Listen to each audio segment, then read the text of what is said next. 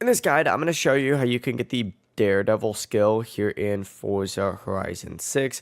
Before we do get into this guide, make sure to like the video and subscribe to the channel with all notifications on. It really does help the channel and it lets us know that you want more content like this.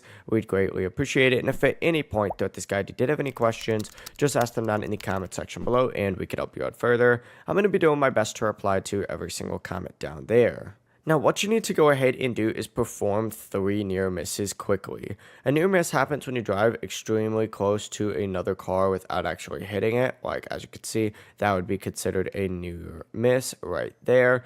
And then essentially, you just need to do this over and over and over again. And of course, I'm in a speed zone right now, so this wouldn't actually count. But just get a bunch of near misses, just like so. The best areas to actually do this, I would say, is around Tokyo City or a road or highway with a bunch of traffic. As long as you go ahead and make your way to those locations, you will get this fairly quickly.